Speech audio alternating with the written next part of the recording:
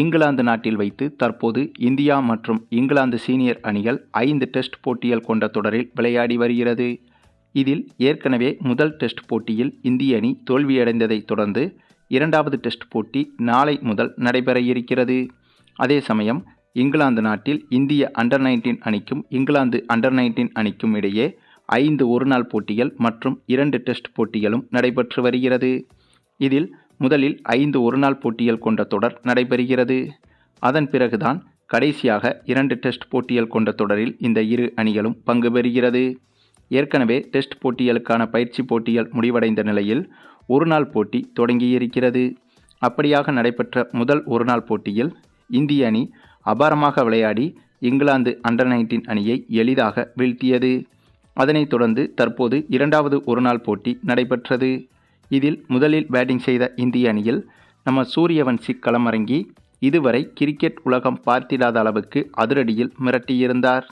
அதுவும் நடந்து முடிந்த IPL தொடரில் இதே போலத்தான் இதுவரை எந்த ஒரு இந்திய அணி வீரரும் செய்யாத சாதனையாகவே அதிவேகமாக சதமடித்து IPL ரசிகர்களுக்கு சர்ப்ரைஸ் கொடுத்திருந்தார் சூரியவன்சி. இப்போது அதே போல சர்வதேச கிரிக்கெட் போட்டியிலும் ஒட்டுமொத்த கிரிக்கெட் ரசிகர்களுக்கும் பயங்கர சர்ப்ரைஸ் ஒன்றை கொடுத்திருக்கிறார்.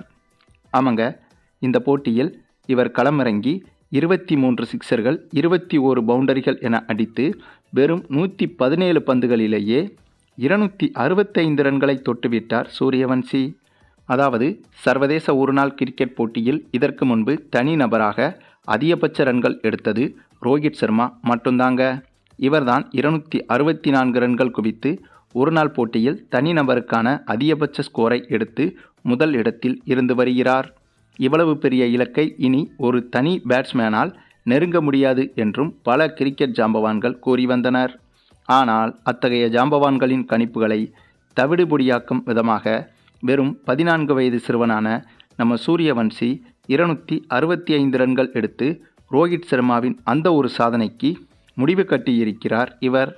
மேலும் இதில் கூடுதல் ஆச்சரியம் என்னவென்றால், இவர் இந்த போட்டியில் நினைத்திருந்தால் 300 ரன்களுக்கு மேலாக கூட அடித்திருக்கலாம். ஆனால் இவரை தவிர்த்து மற்ற பேட்ஸ்மேன்கள் இந்த போட்டியில் அடுத்தடுத்து அவுட் ஆனதால் இந்திய அணி ஒரு கட்டத்தில் ஆல் அவுட் ஆகும்படி ஆகிவிட்டது.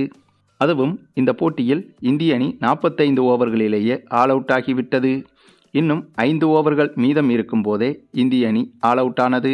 ஒருவேளை இந்த போட்டியில் மட்டும் முழுமையாக 50 ஓவர்களையும் இந்திய அணி எதிர்கொண்டிருந்தால் கண்டிப்பாக சூரியவன்சியின் ரன்கள் என்பது 300 ரன்களை கூட கடந்திருக்கலாம். ஆக மொத்தம் ஒருநாள் போட்டியில் 264 ரன்களை எந்த ஒரு கிரிக்கெட் ஜாம்பவானாலும் இனிமேல் தனியாக தொடவே முடியாது என்று பலரும் நம்பிக்கொண்டிருந்த நேரத்தில் வெறும் 14 வயது சிறுவன் அந்த ஒரு சாதனையை முறியடித்து காட்டியிருக்கிறார். அதுவும் இவர் முதலாக என்ட்ரி கொடுத்த IPL தொடரிலும் அதிவேக சதத்தை எடுத்து மிகப்பெரிய சாதனை ஒன்றை படைத்திருந்தார். இப்போது இவர் முதலாக கலந்து கொண்ட அதிகாரப்பூர்வ சர்வதேச போட்டியிலும் பிரமாண்ட சாதனை ஒன்றை செய்திருக்கிறார். ஆகவே கண்டிப்பாக இவரை இந்திய சீனியர் அணி மிக விரைவில் பயன்படுத்தி கொள்ள வேண்டும் என்பதுதான் இந்திய ரசிகர்களின் எதிர்பார்ப்பாகவும் இருக்கிறது.